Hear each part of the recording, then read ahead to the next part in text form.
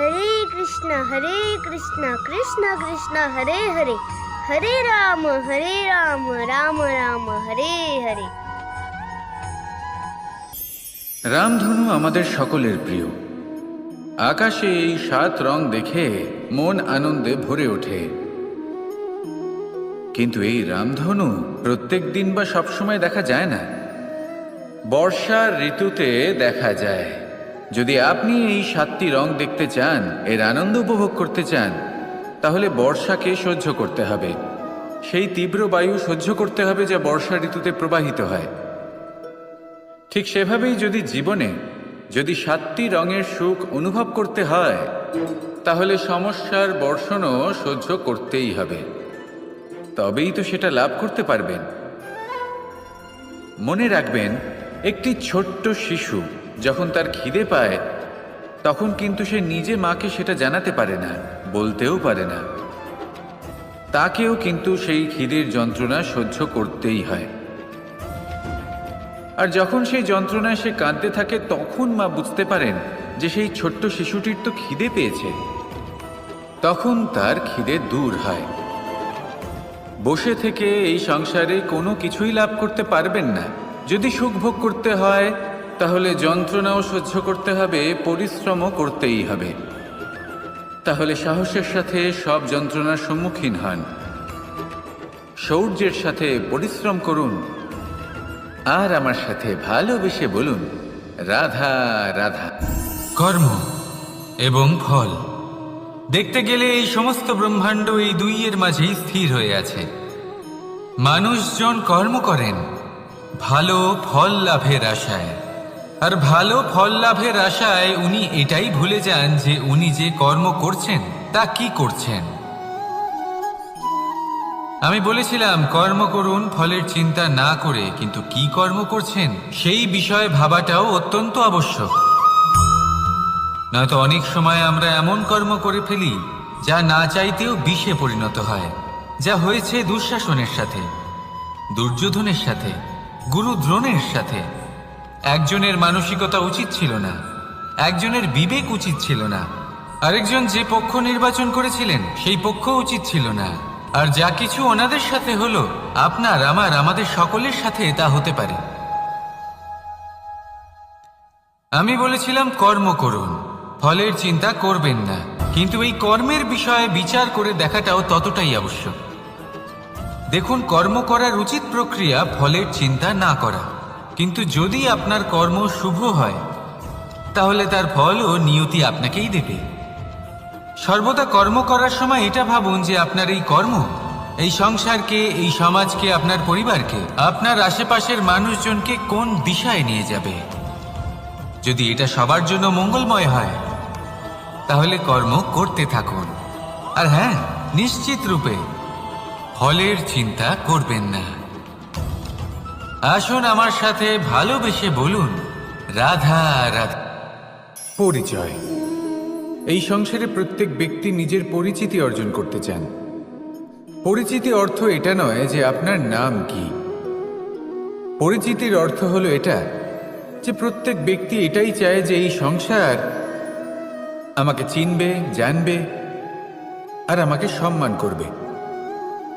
কিন্তু এই সব অর্জন করার পূর্বে এটা বুঝুন যে এই পরিচিতির আসল অর্থটা কি।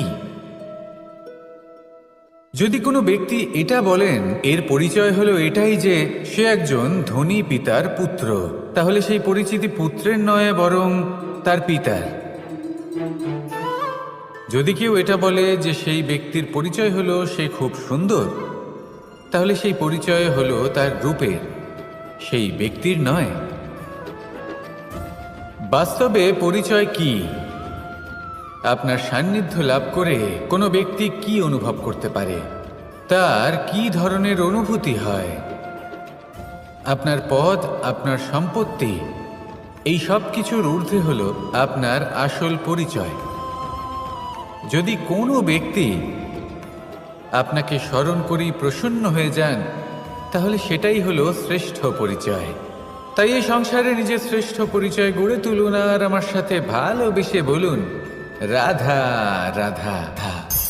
বটবৃক্ষের বীজ সর্ষের দানার থেকেও ছোট হয়, কিন্তু যখন তা নিজের রূপ ধারণ করে তখন তা বিশাল বৃক্ষের আকার ধারণ করে, যা সহস্র বছর ধরে বেঁচে থাকে, ছায়া প্রদান করে, পাখিদের আশ্রয় প্রদান করে আর দেয় পথচারীদের বিশ্রাম করার স্থান। কেন? কারণ সেই ছোট বীজ তা মাটির ভেতরে গিয়ে নিজের খোলস ত্যাগ করে। অন্ধকারে থাকে সে, যতই আলো আসুক না কেন, যতই বর্ষা আসুক না কেন, সব সহ্য করে। আর তারপরে একটা চারা গাছ অঙ্কুরিত হয়, তারপর ধীর গতিতে একটা বিশাল বৃক্ষতে পরিণত হয়। দেখুন, জীবনে কঠিন সময় আসে, এই জন্য নয় যে আপনি হার মেনে নেবেন, এই জন্য আসে যাতে আপনি ভবিষ্যৎ নির্মাণের জন্য নিজেকে তৈরি করতে পারেন। যদি কঠিন সময়ে আপনি ওই বীজের মতো দৃঢ় হয়ে থাকতে পারেন, তাহলে আপনিও একদিন সেই বিশাল বৃক্ষের মতো নিজের অস্তিত্ব গড়ে তুলতে পারবেন, যা সহস্র বছর পর্যন্ত মনে রাখা হবে। আসুন আমার সাথে ভালোবেসে বলুন, রাধা রাধা। এই ব্রহ্মাণ্ড কত বৃহৎ, তাই না? যার সম্মুখে এই পৃথিবীকেও একটা বিন্দুর মতো মনে হয়। আর এই পৃথিবীতে আমরা কে হই, আমাদের আকার কিরকম, আমাদের অস্তিত্বই বা কি? যখন আমরা এভাবে ভাবি তখন মনে হয় আমরা কিছুই নই। তা আমরা যখন কিছুই নই, তাহলে আমরা এত চিন্তা করি কেন? কি ভেবে ভয় পাই? কাকেই বা এত ভয় পাই? কে আমাদের মারতে পারে আর কেই বা আমাদের জন্ম দেবে? আত্মার আসলে না কখনো জন্ম হয় আর না কখনো মৃত্যু। আত্মা শুধুই শরীর বদল করে। আপনি, আমি, আমরা সকলে এই শরীর নয়, আমরা হলাম আত্মা, যা হলো পরম আত্মার পরম অঙ্গ। সেজন্য মনে রাখবেন, বাইরের কোথাও দেখবেন না, নিজের অন্তরের গভীরে গিয়ে দেখুন, আত্মাকে উপলব্ধি করতে শিখুন। ক্লেশ, ভয়, চিন্তা, এই সব কিছুর থেকে নিজেকে দূরে রাখুন, তাহলেই উপলব্ধি করতে পারবেন পরমাত্মাকে। তাহলে আসুন আমার সাথে ভালোবেসে বলুন, রাধা রাধা। পরিবর্তন এই সংসারের শাশ্বত নিয়ম। কোনো রাজা নেই যিনি চিরকাল রাজা থাকেন, কোনো ধনী ব্যক্তি নেই যিনি চিরকাল ধনী থাকবেন। এই সংসারে সূর্যের স্থান নেওয়ার জন্য চন্দ্রিমার আগমন ঘটে। কোন স্থান যাকে পতিত বলা হয়েছিল, সেখানে মহল তৈরি হয়েছে। কোন স্থান যাকে আজ মলিন বলা হয়েছে, কাল সেখানে মন্দিরও স্থাপন হতে পারে। কোনো ঋতু চিরকালের জন্য থাকে না, কখনো সময় চিরকাল একরকম থাকে না। আজ যা আপনার কাছে রয়েছে, কাল অন্য কারোর ছিল। আজ যে আপনার কাছে রয়েছে, কাল তা অন্য কারোর কাছে চলে যাবে। আপনার সাথে কিছু থাকলে তা হলো আপনার কর্ম, কিন্তু সেই কর্মের পরিণামও আপনার নয়। আপনি শুধু কর্ম করুন, বাকি সবকিছুই পরিবর্তনশীল। কিন্তু সেই পরিবর্তনকে দেখে ভয় পাওয়ার প্রয়োজন নেই, তাকে স্বাগত জানান। যদি আপনি হাসি মুখে সেই পরিবর্তনকে স্বাগত জানান, তাহলে এই পরিবর্তনও হাসি মুখে আপনার সাথে থাকবে। আসুন আমার সাথে ভালোবেসে বলুন, রাধা রাধা। সঞ্চয়। মানুষের যখন থেকে বোধবুদ্ধি হয়, সঞ্চয় করতে আরম্ভ করে দেন। সঞ্চয় করতে থাকেন ভোজনের, সঞ্চয় অর্থের, সঞ্চয় শক্তির। নিজের জন্য করেন, নিজের পরিবারের জন্য করেন, নিজের স্ত্রীর জন্য করেন, সন্তানের জন্য করেন, সন্তানের সন্তানের জন্যও সঞ্চয় করেন। সঞ্চয় করার জন্য ওনার কাছে অনেক কারণ রয়েছে, কারণ উনি এটা ভাবেন যে এই সঞ্চিত শক্তির জন্য কেউ ওনার কোনো ক্ষতি করতে পারবে না।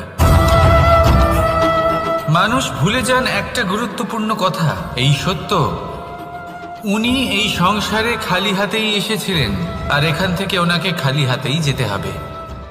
যা এখানকার তা এখানেই থেকে যাবে। আর যদি কিছু ওনার সাথে যায়, তা হলো ওনার কর্ম, আর কিচ্ছু নয়। তাই যদি কিছু অর্জন করতে চান, তাহলে শুভ কর্ম অর্জন করুন, আত্মশক্তি অর্জন করুন, কারণ পরলোকে এটাই হবে আপনার সম্পত্তি। তাহলে কি এটা আপনি অর্জন করতে চান না? আসুন আর আমার সাথে ভালোবেসে বলুন, রাধা রাধা। সদিচ্ছা। দেখতে গেলে 3 অক্ষরে তৈরি এই শব্দ। কিন্তু সমস্ত ত্রিলোক তার উপরেই আধারিত। আপনি এই সংসারে এসেছেন, তখন অবশ্যই শ্বাস নেবেন, কিন্তু তার বদলে আপনাকে কিছু তো দিতেই হবে। আপনার উপর নির্ভর করছে আপনি কি দেবেন। কি দেবেন এই সংসারকে, এই সমাজকে, নিজের পরিবারকে, আর তার বদলে কি নেবেন? যশ নাকি অপযশ? দেখুন, এক ছিল রাবণ, যে কিনা সমুদ্র পার করল সীতাকে অপহরণ করার জন্য, আর এক ছিলেন রামচন্দ্র, যিনি সমুদ্র পার করেছিলেন, সেতু বানিয়ে গিয়েছিলেন সীতাকে ফিরিয়ে নিয়ে আসার জন্য। দুজনেই সমুদ্র পার করেছিলেন, শুধু পার্থক্য ছিল সদিচ্ছাকে বোঝার, লক্ষ্যের। অনেক মানুষের যাত্রা একরকম হতেই পারে, কিন্তু আনন্দ তখনই লাভ করবেন যখন লক্ষ্য শুভ হবে, মহান হবে। এই লক্ষ্য দিয়ে এই সংসারের কল্যাণ হবে এবং মানুষের সম্মান হবে। যদি আপনার সংকল্প উচিত হয়, তাহলে আপনার লক্ষ্য উচিতই হবে, নয়তো শুধুমাত্র বিনাশ হবে। আর উচিত এটাই হবে যে বিনাশের হাত থেকে যেন নিজেকে বাঁচানো যায়, কি বলেন? তাই জীবনে যে লক্ষ্য স্থির করছেন, মনে রাখবেন তা যেন শুভ লক্ষ্য হয়। যদি এরকম হয়, তাহলে আপনার যাত্রা, আপনার জীবন দুটোই শুভময় হবে। আসুন আর আমার সাথে ভালোবেসে বলুন, রাধা রাধা। সময়, এই সময় আসলে কি? এই সময় একটা সরল রেখা তো কখনোই নয়।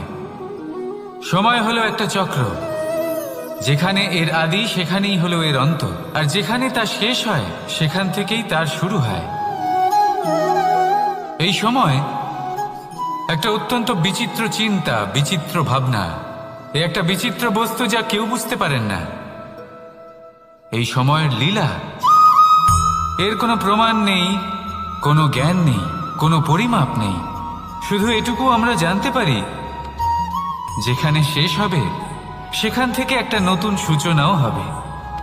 যা আজ আপনার কাছে আছে, কাল অন্য কারোর কাছে যাবে, তারপরে তার কাছ থেকেও অন্য কারোর কাছে যাবে, তারপরে তার থেকেও ছিনিয়ে নেওয়া হবে। এই নিয়তির একজনের কাছ থেকে অন্যজনের কাছে আদান প্রদানের এই সময় হলো আপনার সময়। এই সময়ের সদ্ব্যবহার করুন, এই সময়কে বাঁচুন। আপনাকে শুধু এটাই সুনিশ্চিত করতে হবে যে আপনি কোন পক্ষে আছেন। আর সত্যি বলতে কি, আপনার জীবনের পরিণাম নির্ভর করে আপনার নির্বাচনের ওপর। আপনি কোন পক্ষ নির্বাচন করছেন।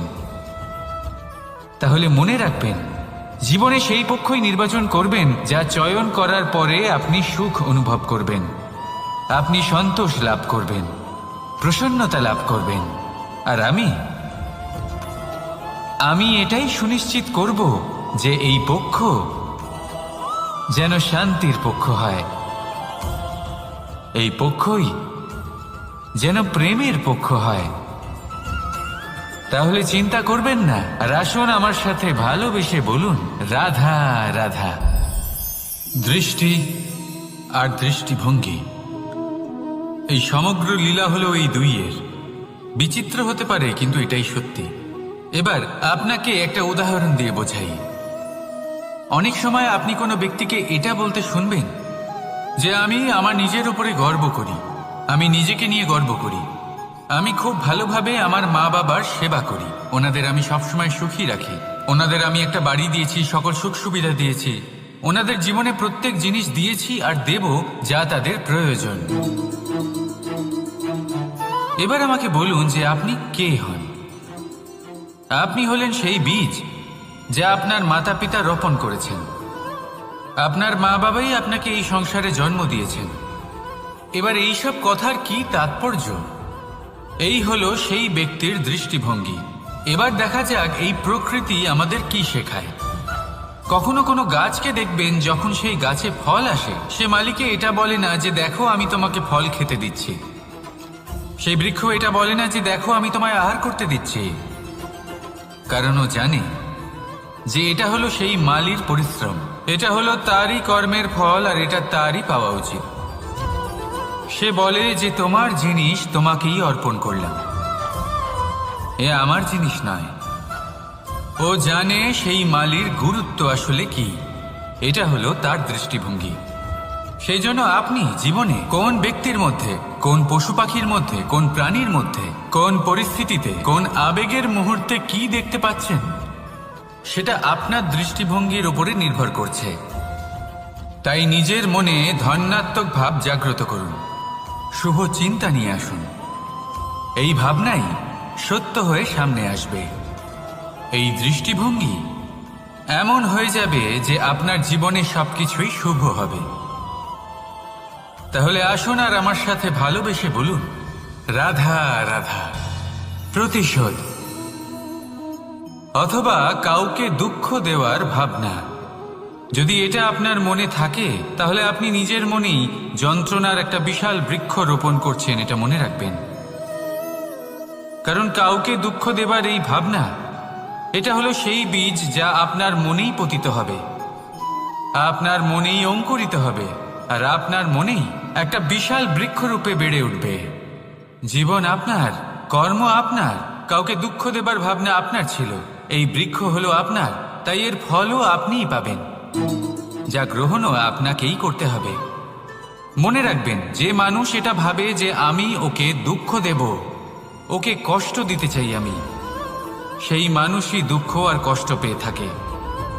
যদি সেই জায়গায় আপনি এটা ভাবেন যে আমি কাউকে সুখী করে তুলতে চাই, কাউকে সুখ প্রদান করতে চাই, তাহলে তারও বীজ আপনার মনেই রোপণ হবে, বৃক্ষে পরিণত হবে, যার ফলও আপনিই পাবেন। এখানে বিষয়টা হলো শুধু মানসিকতার চিন্তা, যা সত্য হয়ে আপনার সামনে আসে। তাহলে এই মানসিকতা শুভ করুন, সবার জন্য মঙ্গল কামনা করুন।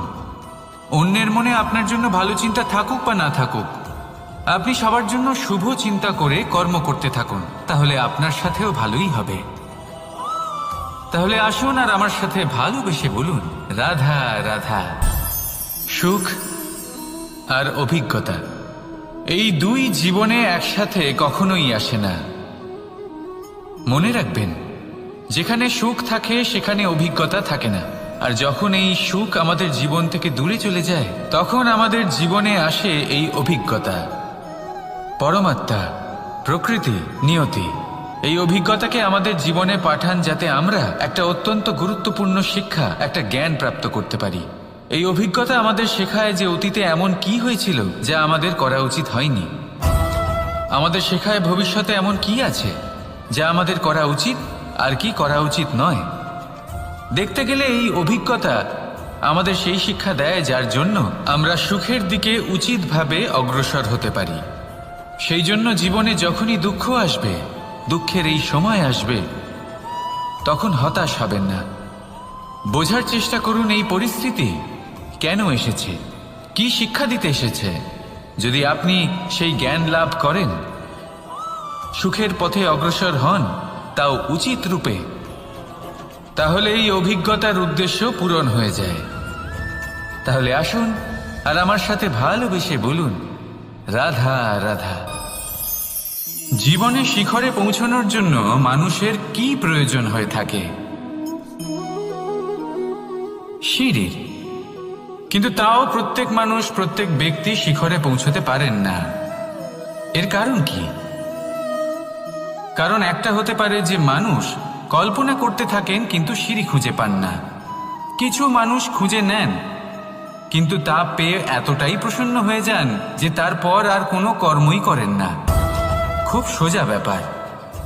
অনেক মানুষ সিঁড়ি খুঁজে পান না, আর যদি পেয়েও যান তাও যতক্ষণ না তাতে চড়ছেন সেই শিখরে পৌঁছবেন কি করে? যতক্ষণ না আপনি পরিশ্রম করছেন, যতক্ষণ না সেই সিঁড়িতে আপনি চড়ছেন, যতক্ষণ না ক্লান্ত হচ্ছেন, আপনার পায়ে হাঁটুতে ব্যথা না হচ্ছে, ততক্ষণ এই শিখরে পৌঁছানোর সৌভাগ্য লাভ করতে পারবেন না। তাহলে কল্পনার সাথে কর্ম করুন, পরিকল্পনার সাথে পরিশ্রম করুন, সব কিছু পাবেন। আসুন আমার সাথে ভালোবেসে বলুন, রাধা রাধা। সমস্যা, কঠিন সময়, সংকট, বিপদ কার জীবনে নেই? প্রত্যেকের জীবনে আছে। কিন্তু আমাকে একটা কথা বলুন, যদি নৌকায় ঢেউকে ভয় পেতে শুরু করে, তাহলে সাগর পার করবে কে? কখনো কোনো ছোট্ট পিঁপড়েকে দেখেছেন, যে আকারে হয়তো ছোট হতে পারে কিন্তু বড় শিক্ষা দিয়ে যায়? কিন্তু আমরা শিখিই না। এবার দেখুন একটা পিঁপড়েকে, যে ভোজনের খোঁজে বাইরে বের হয়, একটা ছোট্ট দানা তুলে নেয়। ছোট দানা তোলে কারণ তার থেকে বেশি সে তুলতেই পারবে না। সে দানা নিয়ে চলতে শুরু করে, কোনো দেওয়ালে উঠে পড়ে, আবার পড়েও যায়। সেই দানা দূরে কোথাও একটা পড়ে যায়, তা আবার খোঁজে, তুলে নেয়, আবার চলতে থাকে। পড়ে যায় আবার ওঠে, পড়ে যায় আবার ওঠে। সেই দানাটা রেখে দেয়, আবার বেরিয়ে পড়ে ভোজনের খোঁজে। পরিশ্রম করতে থাকে কিন্তু হার মানে না। এই শিক্ষাই তো আমাদের প্রাপ্ত করতে হবে। নিরন্তর পরিশ্রম আর নির্ভীক হয়ে কর্ম করে যেতে হবে। এটাই হলো সাফল্যের মাধ্যম, এটাই হলো জয়ের মন্ত্র, অচ্যুত অজয় অস্ত্র। তাহলে আসুন আর আমার সাথে ভালোবেসে বলুন, রাধা রাধা। আমরা সকলে চাই আমাদের জীবনে সাফল্য আসুক। আমরা চাই যে এই সংসারে আমাদের খ্যাতি ছড়িয়ে পড়ুক। আমরা চাই যেন আমরা আলোচিত হই। কিন্তু শুধু চাইলেই কি যায় আসে? যদি এই সংসারে আলোচিত হতে হয় তাহলে পরিচিত হতে হবে পরিশ্রমের দ্বারা। যতক্ষণ না আপনারা পরিশ্রমের সাথে পরিচিত হবেন, সাফল্যের সাথে পরিচিত হবেন না। সংঘর্ষ করতে হবে প্রতিদিন, প্রতি বছর। জীবনের সব পরিস্থিতিতেই হয়তো নতুন নতুন বাধা আসবে, নতুন নতুন বিঘ্ন ঘটবে। কিন্তু এটা আবশ্যক নয় যে সমস্ত বিঘ্ন বিনাশের জন্য আসবে।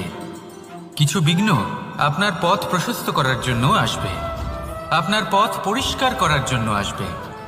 যদি আপনাকে উদাহরণ দিই, যখন বন্যা আসে, বাড়ি ঘর ভেসে যায়, তখন আমরা হতাশ হয়ে পড়ি, আমরা দুঃখী হয়ে পড়ি। কিন্তু সেই বন্যাই আমাদের সেই ধরিত্রীকে এত উর্বর করে তোলে যে সেই উর্বর অংশ কাজে লাগিয়ে আমরা সেরকম আরো 10টা বাড়ি বানাতে পারি। তাহলে ধন্যাত্মক থাকুন আর যে কোনো সংঘর্ষের জন্য প্রস্তুত থাকুন। জীবনে অনেক দূর যেতে পারবেন। তাহলে আসুন আমার সাথে ভালোবেসে বলুন, রাধা রাধা। জীবনে কখনো কখনো আমরা সেই পরিস্থিতিতে ফেসে যাই যখন আমাদের মনে হয় যে আমাদের নতুন কিছু একটা করতে হবে, কিন্তু আমরা করতে পারি না। কারণ কোথাও না কোথাও আমরা রীতির দ্বারা আবদ্ধ, আর আমরা সেই রীতি ভাঙতে চাই না। কেবল একটাই প্রশ্ন আসে মনে, আশেপাশের মানুষ কি বলবে, আশেপাশের মানুষ কি ভাববে। আপনাকে একটা প্রশ্ন করি, কারা এই মানুষজন? আপনার জন্মের সময় এই মানুষজন কোথায় ছিলেন? যখন আপনি কোনো সমস্যায় পড়েন তখন এই মানুষজন কোথায় থাকেন? এগিয়ে এসে কি আপনাকে সাহায্য করেন, নাকি সেই সমস্যার সমাধান আপনি নিজেই করেন? এইসব মানুষজনের চিন্তা ত্যাগ করুন যদি আপনি জীবনে বাঁচতে চান। ভেবে দেখুন জীবনে কি কি শুভ আছে আর কি কি শুভ করতে পারেন। যদি তা স্রোতের বিপরীতে হয় তাহলে সংঘর্ষ করুন, কিন্তু এইসব মানুষজনের কথা ভাববেন না। ভেবে দেখুন জীবনে আপনি কি কি শুভ কাজ করতে পারেন। এটা ভাবুন যে আপনি কখনো এমন কোনো কাজ করে ফেলেননি তো যার জন্য কারো হৃদয় আহত হয়েছে। শুভর দিকে নিজের চিন্তা কেন্দ্রীভূত করুন, আপনার জীবনে সব কিছু শুভই হবে। তাহলে আসুন আমার সাথে ভালোবেসে বলুন, রাধা রাধা। আজকাল আপনি দেখে থাকবেন যে মা বাবা শুধুমাত্র সন্তানকে ভালোবাসেন তা নয়, তাদের মোহেও জড়িয়ে পড়েন। বিদ্যালয় যখন পাঠান তখন সমস্ত সুযোগ সুবিধা দিয়েই পাঠান। চেষ্টা করেন যে সবসময় যেন সন্তান তাদের চোখের সামনেই থাকে। কিন্তু ভুলে যান এক অত্যন্ত গুরুত্বপূর্ণ কথা, যে সন্তানকে এক নতুন দৃষ্টিভঙ্গি দেওয়াই হলো ওনাদের কর্তব্য। সেই জন্য পুরাতন কালে শিষ্যদের গুরুকুলে পাঠানো হতো, বাড়ির থেকে দূরে। কারণ বাড়ি ছেড়ে যাওয়া এক সন্তানের জন্য, এক শিষ্যের জন্য অত্যন্ত শুভ লক্ষণ হয়। যখন সে বাড়ির থেকে দূরে, গৃহস্থের থেকে দূরে থাকবে, তখন এই সংসারকে সে এক নতুন দৃষ্টিভঙ্গি দিয়ে দেখবে, পরখ করবে, বুঝতে পারবে, আর সবকিছু নিজে থেকেই শিখে যাবে কখন আক্রমণ করতে হয়, কখন পিছু হটতে হয়, কিভাবে এই সংসারের সম্মুখীন হতে হয়। আর এটা আপনার দৃষ্টি ওকে শেখাতে পারবে না, ওর অভিজ্ঞতা ওকে শেখাতে পারবে। তাই মনে রাখবেন, যদি আপনি চান যে আপনার সন্তানের বিকাশ হোক, তাহলে অনেক সময় ওকে নিজের থেকে দূরে নিয়ে যেতে হয়। যদি মোহে আবদ্ধ থাকেন তাহলে ওর বিকাশ কখনোই হবে না। তাহলে আসুন আমার সাথে ভালোবেসে বলুন, রাধা রাধা। কখনো কখনো মানুষ মনে করেন যে সে নিজেই সব থেকে বেশি শক্তিশালী, তিনি হলেন জ্ঞানী। দেখুন, এটা ভালো ব্যাপার যে আপনার মধ্যে শক্তি আছে, জ্ঞান আছে, আর এটা শুধু আপনার জন্য নয়, এই সমস্ত সমাজের জন্য, দেশের জন্য, সমগ্র পৃথিবীর জন্য অত্যন্ত আবশ্যক। কিন্তু এই কথাটাও বোঝা অত্যন্ত আবশ্যক যে এই জ্ঞান যেন কখনো অহংকার না হয়ে ওঠে। যখন মানুষের মধ্যে জ্ঞান থাকে তখন সে রাম হয়ে ওঠে। রাম, যিনি সমুদ্রের বুকে সেতু বানিয়েছিলেন, বানর সেনার দ্বারা রাক্ষস রাজকে পরাজিত করেছিলেন, আর চিরকালের জন্য সবার কাছে আদর্শ হয়ে উঠেছিলেন। আর যদি মানুষের মনে অহংকার জন্মায় তাহলে সে রাবণ হয়ে ওঠে।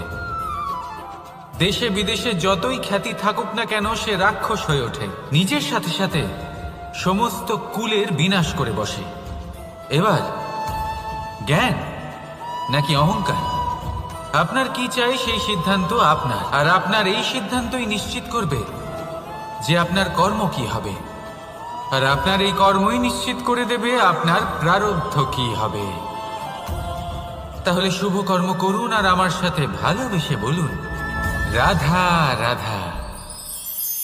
আপনি কখনো পাখিদের দেখেছেন? যেভাবে মানুষ তার সন্তানকে জন্ম দেয়, পাখিরাও সন্তানদের জন্ম দেয়। আর যেই তার সন্তান এই সংসারে প্রবেশ করে, সেই পাখি তাকে আগলে রাখে, তার যত্ন করে, ওর জন্য বাসা বানায়, ওর জন্য দূর কোথাও থেকে খাবার নিয়ে আসে, নিজের ঠোঁট দিয়ে ওর মুখে খাবার খাইয়ে দেয়, সব কিছু করে। কিন্তু একটা কাজ পাখি করে কিন্তু মানুষ কখনোই করে না। যখন পাখি মনে করে যে তার সন্তান বড় হয়ে গেছে, ওকে এবার ওরা শিখতে হবে, নিজেকেই আত্মরক্ষা শিখতে হবে, নিজের খাবার নিজেই খুঁজে আনতে হবে, তো সেই পাখি তার সন্তানকে বাসা থেকে বের করে দেয়। তারপর সেই পাখির সন্তান নিজে উড়তে শেখে, আত্মরক্ষা করতে শেখে, এবং আস্তে আস্তে সে আত্মনির্ভর হয়ে ওঠে। কিন্তু মানুষ কি তার সন্তানের সাথে এটাই করে? কখনোই নয়। মানুষ তার সন্তানকে নিজের সাথে বেঁধে রাখে, সব সময় তার লালন পালনের, তার দেখাশোনার ব্যবস্থা করে রাখে, আর এটাই ভাবেন যে আমি হলাম ওর পালনকর্তা, ওর খেয়াল রাখা তো আমার কর্তব্য। কিন্তু না, এই কাজ করতে করতে উনি আস্তে আস্তে নিজেরই সন্তানের শত্রু হয়ে ওঠেন, তার বিকাশের শত্রু হয়ে ওঠেন। তাই যখন সন্তান বড় হবে তখন অবশ্যই ভালোবাসুন, কিন্তু পাখির মতো কঠোর হওয়াও প্রয়োজনীয়, তবেই তার বিকাশ হবে। ওকে নিজের কষ্ট নিজেকেই সহ্য করতে দিন, শিখতে দিন জীবনের অনুভূতি কেমন, তবেই তার বিকাশ হবে। নয়তো সেই সন্তান আজীবন আপনার জন্য বোঝা হয়ে থাকবে, আর আপনি তার বিকাশের পথে আজীবন বাধা হয়ে থাকবেন। আর আমার মনে হয় না আপনি সেটা চাইবেন, তাই তো? আসুন আমার সাথে ভালোবেসে বলুন, রাধা রাধা।